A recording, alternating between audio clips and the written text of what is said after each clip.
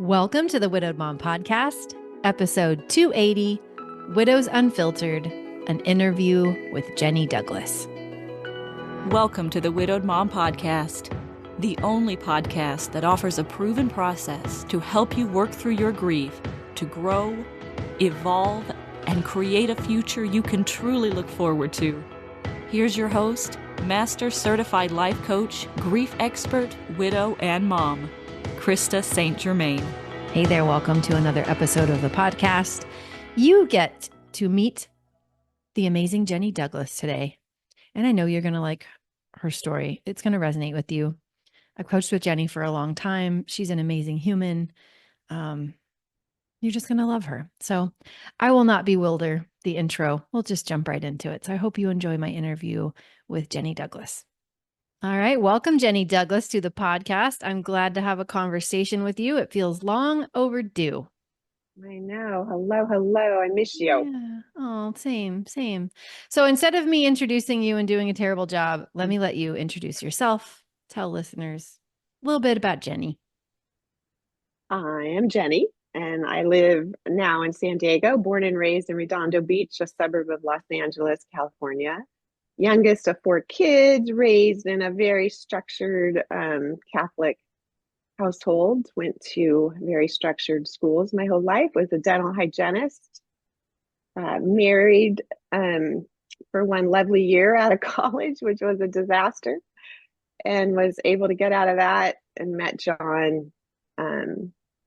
Celebrating, my friends took me out for my 2-year wedding anniversary, and what would have been my 2-year wedding anniversary, and I met John that night.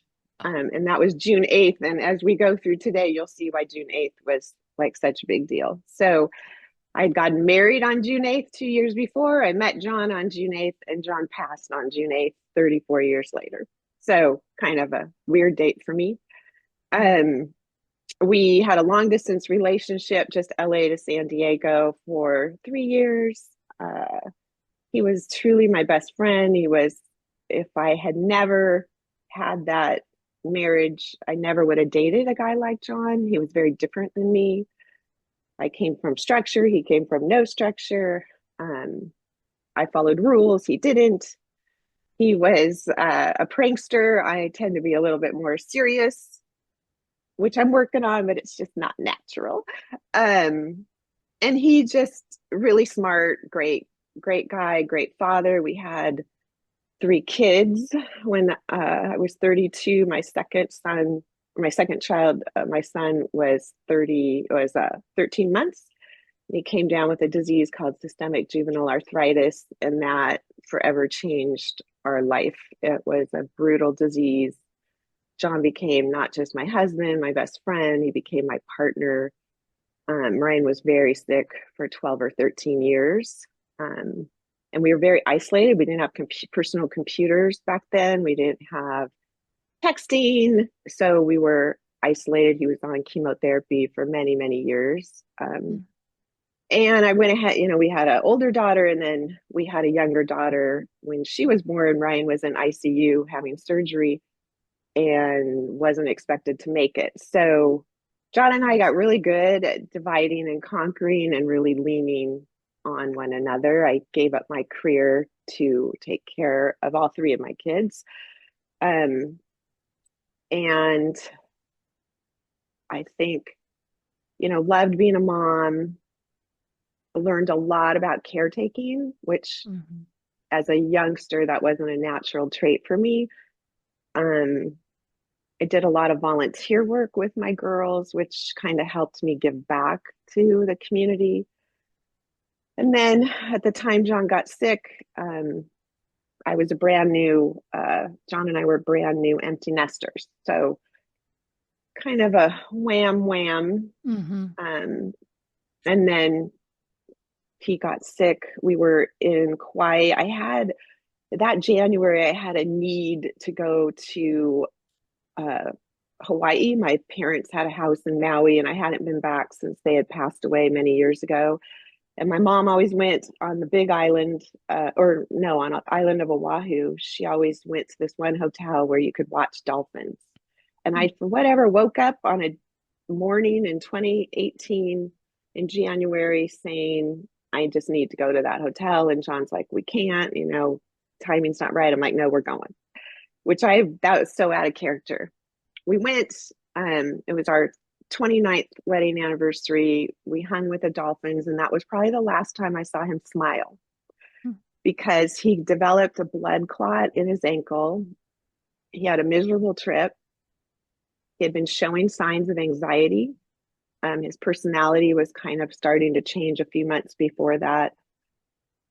We got home. He went to the orthopedic. It's a blood clot.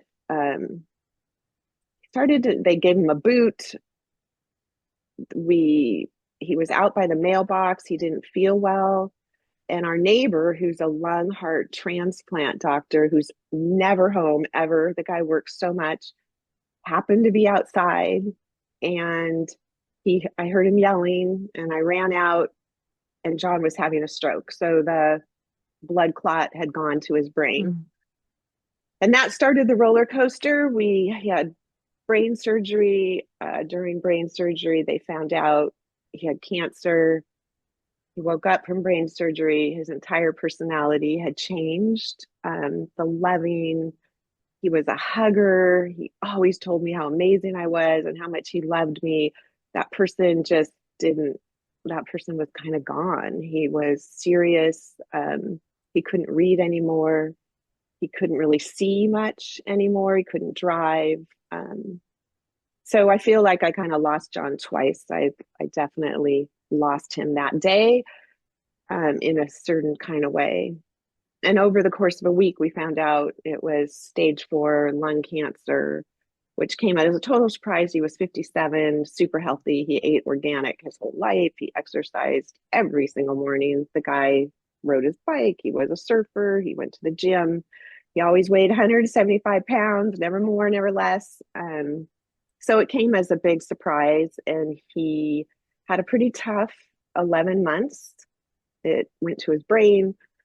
And really he just had a really tough 11 months. He had a really peaceful, beautiful passing.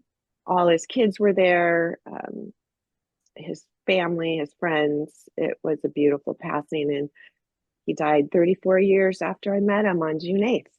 Wow. And that's what got me into meeting you. So Yeah. it was a crazy, crazy road.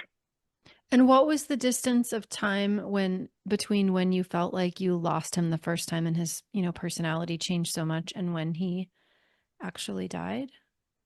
I think it was about 8 months Yeah. because I remember my younger daughter saying, God, you guys are bickering. And I go, we don't bicker. And then I started to pay attention, going, we bicker about everything. And at 28 years of marriage, we did not bicker. That's what I loved Mm-hmm. about him. It was just a very easy relationship. And things just kind of bothered him. And he couldn't sleep. He started to drink more. And then we bickered about that because he wasn't really a drinker, which after talking to the oncologist, he says, first off, blood clots can be a very big warning sign of Mm-hmm. metastatic cancer, which I'd never heard of. Anxiety, especially the cancers that are kind of central to the body, Mm. anxiety can definitely take over.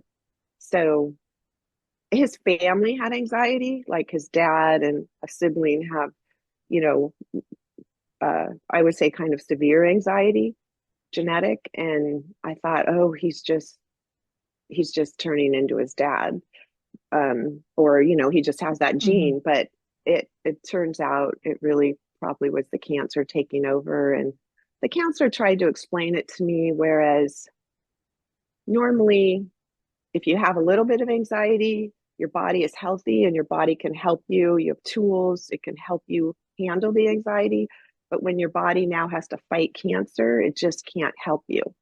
So Mm. now it's so busy fighting the cancer that it can't really help you. And that, whether that's true or not, it sounded true to me. And I do kind of think that's what happened with him. Mm-hmm.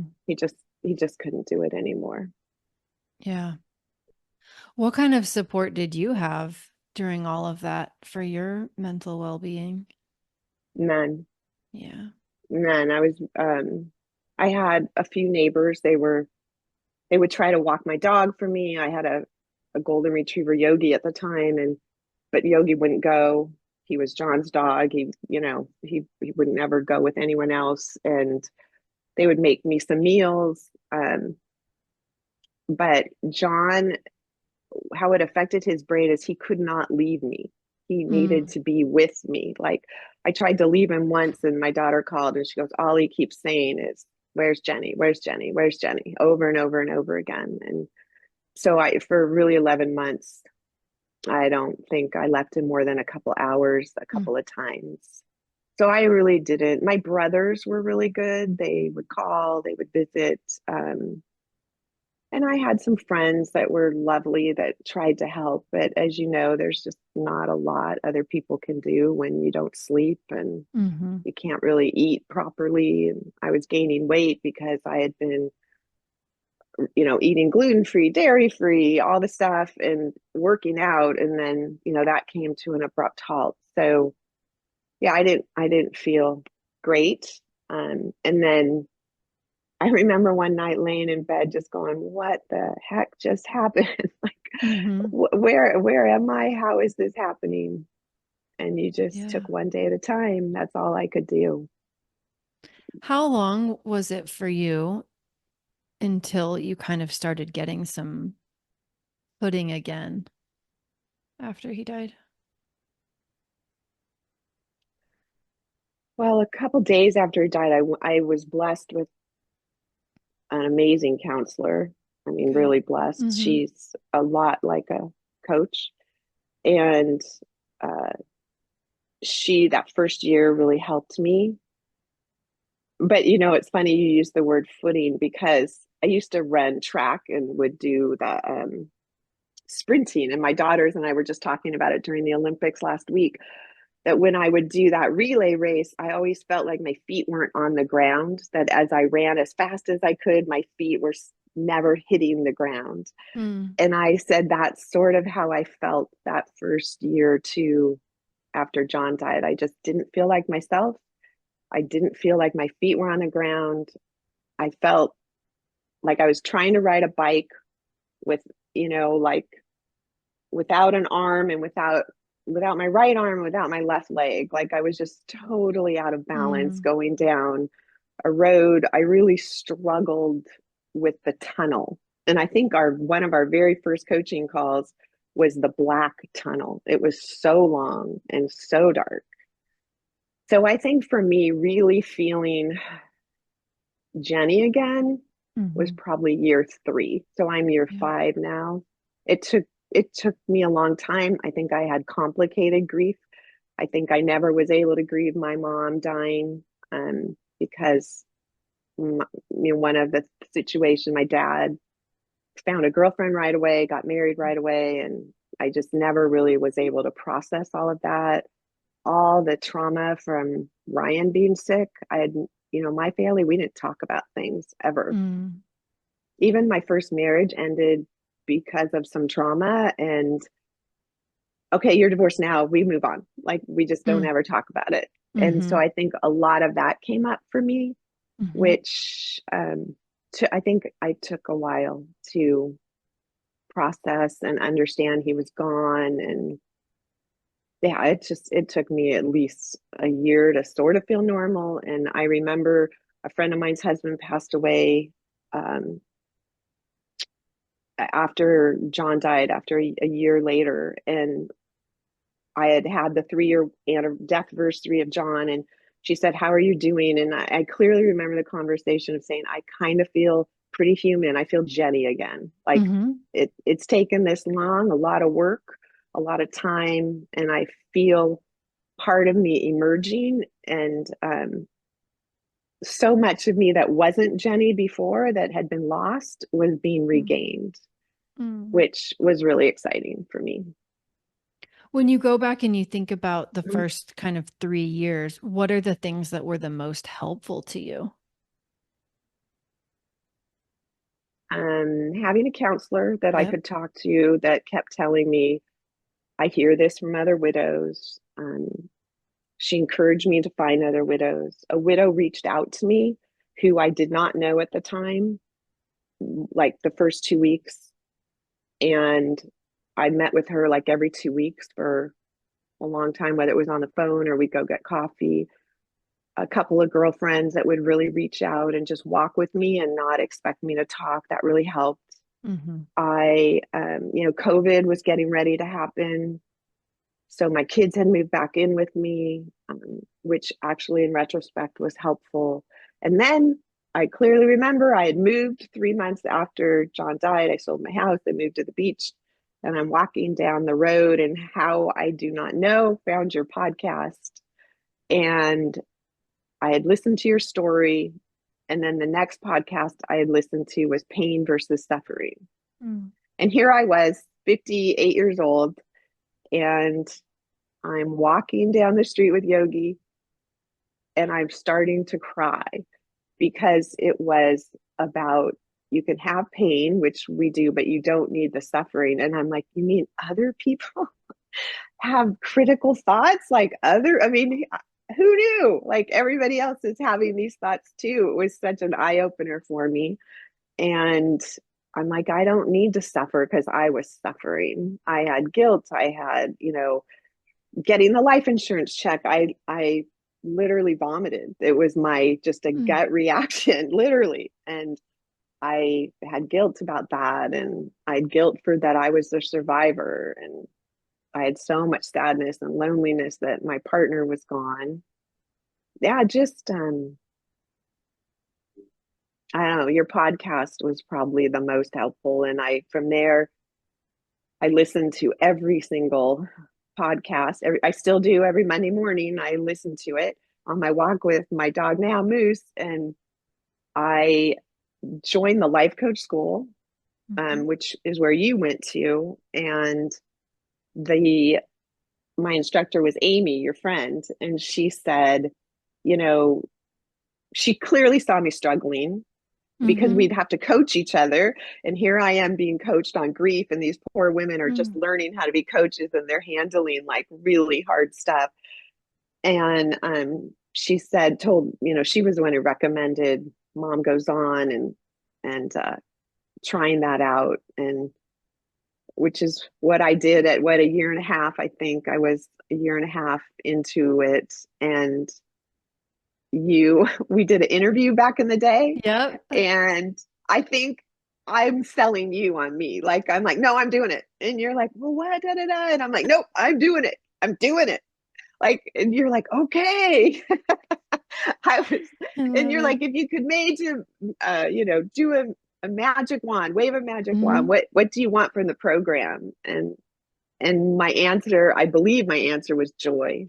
I wanted to feel joy because I was always a very joyful person, and I hadn't had that emotion in a really long time. But I still remember that interview.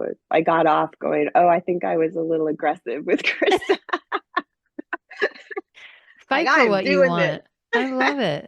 I love it. I had gotten that backwards because in my mind, you had already been through life coach school training and then you found me. So I didn't realize you had listened to the podcast first, then certified as a coach, and then come my I think direction. So that's fun. I I knew think about, I that's remember Amy how being a connection.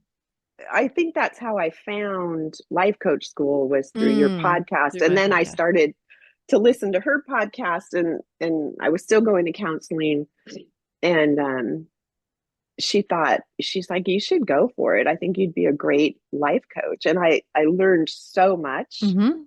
And then, but I was still listening, but you didn't have a lot of podcasts back then. You were kind of new. So, and what a gift. That's all. I mean, just your podcasts are a huge gift with a big red bow. So it helped me tremendously. Thank you. I'm glad to hear that. It's funny how now people can go back and just binge and binge and binge, but back then you had to just wait for the next Monday. I did, believe me. I know. As soon as Yeah. Moose and I were out and we were listening.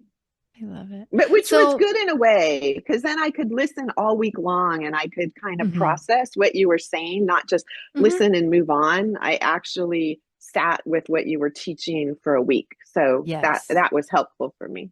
Yes, I totally get that. I have had similar experiences. That makes a lot of sense. When you said you wanted to experience more joy, how much joy are you experiencing these days? What has it been like to go from there to figuring out how to bring more joy into your life? Because I know other people are going to be I like, "Yeah, me too. That's what I want."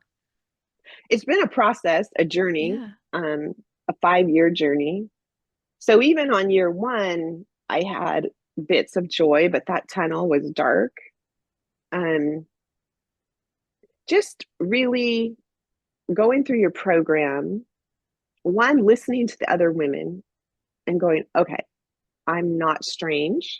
Mm, I'm totally ordinary like them. We we are all experiencing very similar things, even though they're very different. That helped me. Like, okay, I'm not weird. I'm not doing it wrong. That whole I got to do it right. Um, I'm definitely a I got to do it right kind of person. yeah. And I think I've been able to really let that go. Grief was going to be over on day 366, and that didn't happen.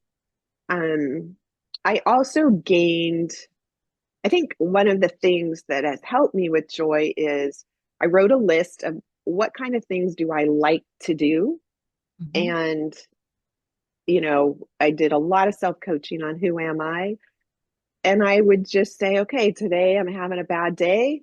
I'm just going to sit with it, and that's okay. And I have 100% confidence that tomorrow or the next day, I'm going to do it because I've been doing it for the last couple of years. Mhm. So I think I have that muscle confidence that I'm going to have a good day again.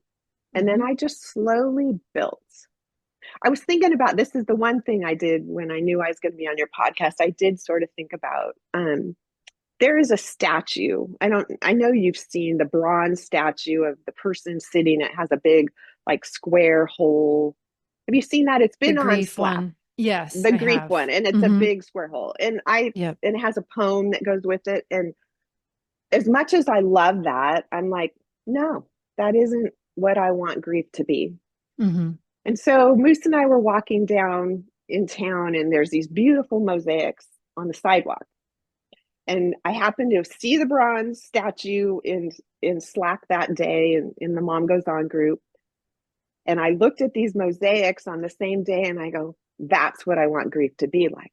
I want to put my mosaic in the middle of the hole where there's cracks, there's still Mm. holes, there's big spaces, there's little spaces, there's things that match, there's things that don't match. And that is my visual to this day. Every time I go down in the street, which a couple times a week, I see the mosaic and I go, that for me is my grief. And my joy comes from all the work I've done Mhm. and doing fun stuff and being my joy comes from peace.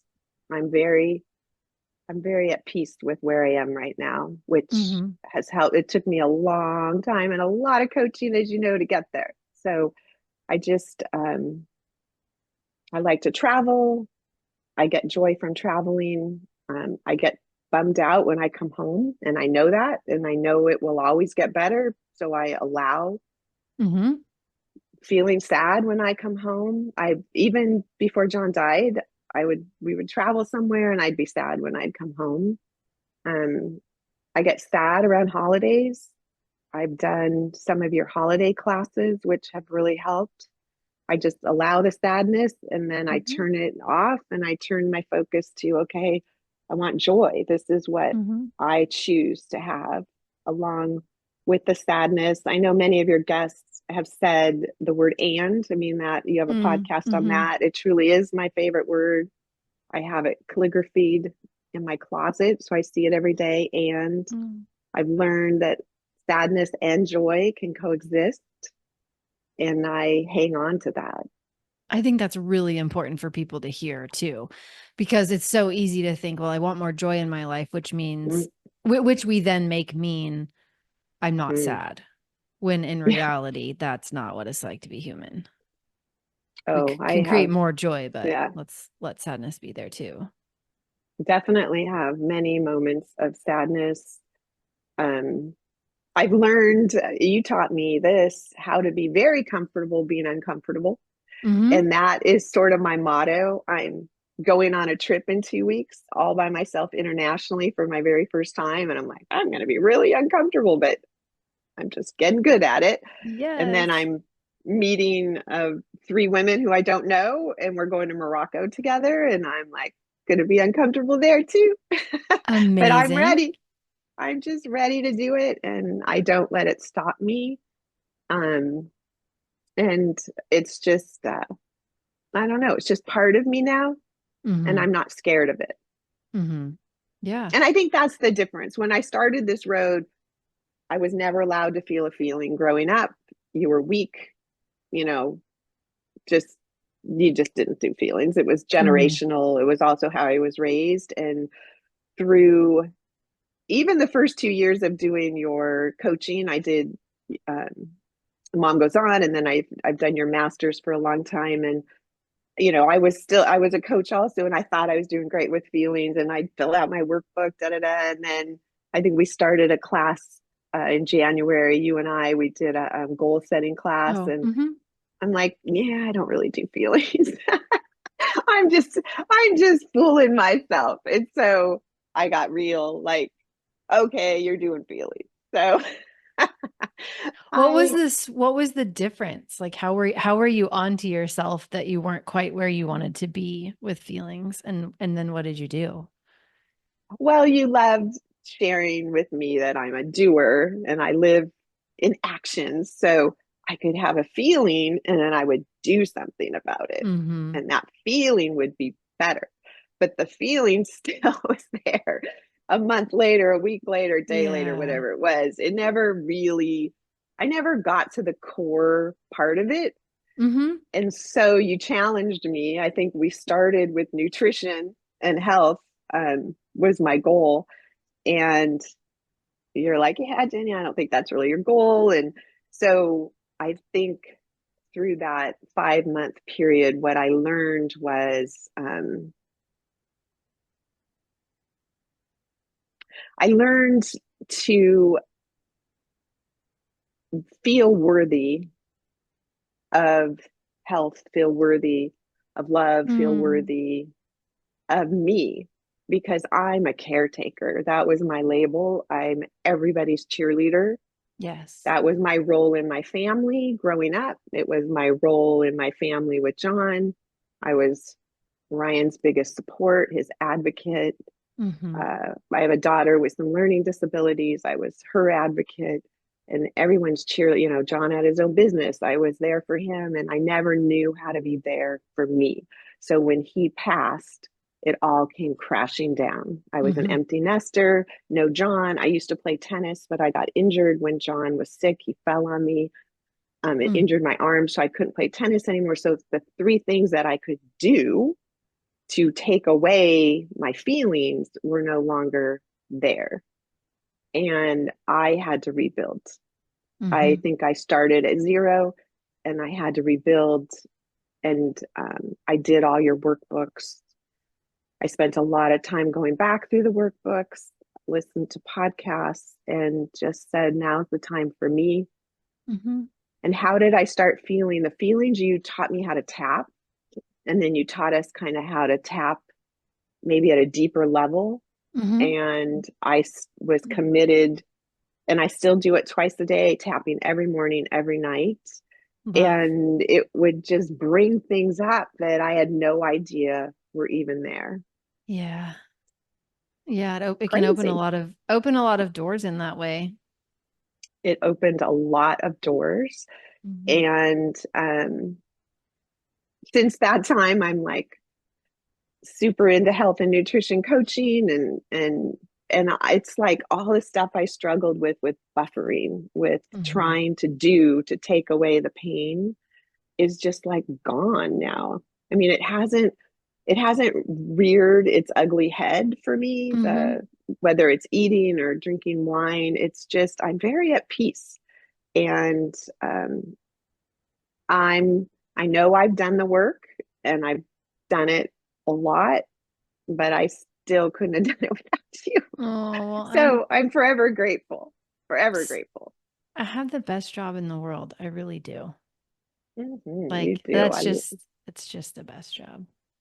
mhm. So I always like to ask, you know, so that other listeners can benefit from what you've learned through grief. Like if you could go back and you could talk to yourself in early grief, or you could talk to someone else in early grief, what would you really want to say? Have your own back and your own belief that you can do this. Know that what you're going through is one of the hardest things anybody will ever go through, is losing a spouse and whatever the trauma was that came with that. Mhm. And, give yourself grace. I know we talk about loving yourself and we talk about giving yourself grace. And I mean, really give yourself grace. Like, say no when you want to say no without guilt, without shooting yourself to death. You don't want to do anything, don't do it. Stay home. I mean, just do what feels good in your body with no excuses, no explanation. If you can find your podcast, please listen to Mom Goes On podcast, because Widowed Mom podcast, because there's so much information that is is now out there. And Krista, it wasn't out there a few years ago. Mhm. What Um, did you know about grief before you went through it? my mom died when I was 42, and then I cried, Mhm. and then I was trying to take care of my dad, and Ryan was really sick, and I just, nothing. I mean, Mhm. my dad just got remarried. That was grief for me. You don't talk about it. You miss her. Like I said, I think I went through the grief with my mom after John died. I think I Mhm. did it all together. You just kept moving on. A neighbor boy had passed away, um, who was a very good friend of my son's, a really wonderful human being. He died in his early 20s. And, uh, you didn't know what to do. You didn't know how to reach out. You didn't know Mhm. what to say. Um, and so what do? You don't say anything. And I think I just didn't understand grief. That's why when it happened to me, and people think 366 days you're better, or you get over it, um, and all the other things that people say, oh, you'll get married again, you're great, you're beautiful, Mhm. go, Mhm. just go get married again. And you're like, yeah, I don't want to do that right now. Like, I want to feel grief. So I didn't really know much, Krista. I just, Yeah. not nothing. Yeah. I also loved that what you said earlier about not knowing that other people, that you weren't the only one that had mean thoughts in your head. Uh I wish other I people. didn't know. It's Who so cool. knew? We Like, like all do. Yeah. I mean, I who went knows? through Maybe high not school. all. Go ahead. You went through high school? I went through high school, college, married. Mm-hmm. I thought I was the only one. I never talked about any of this stuff with Mm-hmm. anybody. So Yeah. Which is so now common, right? I think a lot of people are walking around having similar experiences and not talking about it. And then, of course, it mm, makes sense that then we would think we're the only ones. I talked to my girls about it, especially my older daughter, Brianna, and I'm sharing everything that I learned through this to help her. She's a teacher, so it helps her teaching Mm-hmm. also. And we were just talking about the inner critic. I named mine Bessie. I'm like, she's like my roommate in my brain, and I can delete her when I want and yell at her when I want. And my daughter was open eyed, going, really? That happens to you? And I'm like, oh, yeah, it happens to me. It happens to Mm-hmm. all of us. You're not alone in that one. So, Yeah. So what's next for you? well, I've got a couple big trips. I'm excited Mm-hmm. about that. Um, I am continuing working with my nonprofit, but I took a much smaller role, Good which for is you. only 5 hours a week, and that is leadership training for young girls, and I love Mm-hmm. that. I'm still going to coach. It's just word of mouth. I coach, I think, about 10 people right now, and it's started as a couple widows, but now it's really women, young girls, high school and just out of college. And Mm-hmm. I really love that because I learned a lot when I went to college and, had a bad marriage and then had a very successful marriage. So I really enjoy that. And I'm hoping in the near future to really dive into nutrition and health coaching, which Mm-hmm. I'm finding is my passion. Mm-hmm. The two things that have given me the most trouble in my life have been weight and widowhood. And Mm-hmm. those are the two things I want to give back. And Yeah. I really do make a point if there's a widow I hear about from anybody in the San Diego area, or even via phone, I call and reach out, because that was the one thing that I will be forever grateful, was the woman that reached out to me and she didn't know me. How did she get And your information to even reach out? she was a friend of a friend, and she was young, and her husband had passed away 2 years before John. And she didn't have, she was young when it happened. She was 55, which, as you know, because you were very young, there just aren't a lot of people. Well, we Yeah. don't think there are, but there actually are Mm-hmm. a lot of people, but we just don't know them. A lot of Right. widows. So that I have done that. I probably talked to a new widow a couple of weeks, I love it.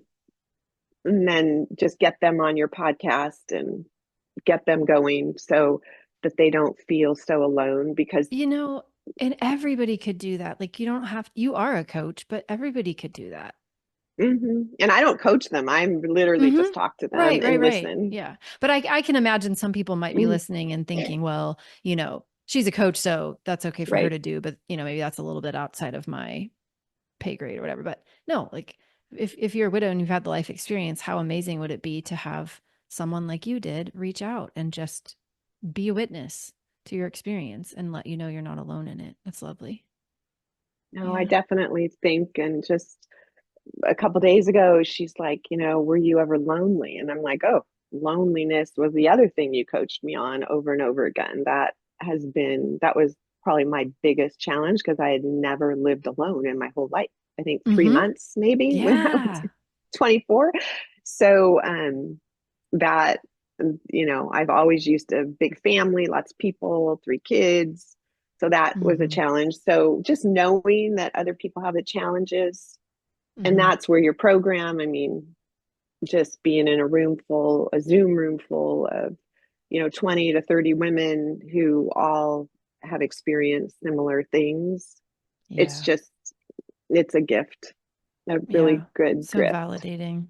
So validating. Hmm. Was there Yeah. anything you wanted to cover that we didn't? No, I just want to say thank you. Oh, Thank you well, for all thank the you. tools, for your podcast, and just, I know you end every podcast with, I love you. And all I can say is you just represent pure love with us, Oh, with you when you coach us, no judgment. No, it's a gift that you've given me that I know I've told you a million times, but I can't tell you how enough how grateful I am for that gift. oh, And well, thank you for best telling me that. investment I've ever made was in me. And now I go and give that to other people, and I couldn't have done that without your program. I wouldn't have even known how. Oh, well, I'm so glad you were willing to do that for yourself, for I am sure. And too, because I've I, I, never done anything for I myself. just, I just wanted to Oh, tell you that I was burning your candle, and during our yay. conversation, it hit the bottom of the wick. Oh my gosh. Right? Like I that's have to like get I was burning it all day yesterday. So if you're not watching us on YouTube, you can't see it. But when Jenny came out to Kansas, what was that, a year ago? a She brought year ago. everybody these anthropology candles that are so lovely. And she said that she brought them because it was like her favorite scent. And then also you said that when you did your own self-coaching, that was kind of your ritual, right? Where you would light the candle and Hmm. then kind of have some Jenny well-being self-coaching Yes. time. And so it's yeah, I've been like nursing it. So now I have to get another one. But Hmm. I thought I would. I thought I Well, would burn it while we were having our little discussion. I'm such a visual person, and so a candle lit is that tunnel. It represents that dark Mm-hmm. tunnel. And now that tunnel is still really long, but it's bright with very few Mm-hmm. dark places in it. So I Mm-hmm. light it, and I have mine going right now. It's just it's the light I want to be in the Mm-hmm. world. So it reminds me I love it. to And be my own light. So I just also love, in addition to all of that, the kind of ritual component of it, the way of signifying to take an action that says, okay, I am now going to focus on myself. And and it's starting not that with the selfish. ritual. No, my gosh, it is. I mean, selfish in the in the healthiest way possible, right? Selfish, Right. Right. good, not selfish, bad or greedy. Yeah. Thank you so much for Right. coming and telling your story and sharing it with listeners. Thank you. Thank you for being you. Thank you Yeah. for doing all this. It's All right. We're helping going to talk millions of soon. women. Oh, Toodles. I love it. All right. I'll see you soon. Okay. Bye. Bye. If you like what you've been hearing on this podcast and want to create a future you can truly get excited about, even after the loss of your spouse, I invite you to join my Mom Goes On coaching program. It's small group coaching just for widowed moms like you, where I'll help you figure out what's holding you back and give you the tools and support you need so you can move forward with confidence. Please don't settle for a new normal that's less than what you deserve. Go to coachingwithkrista.com and click Work With Me for details and next steps. I can't wait to meet you.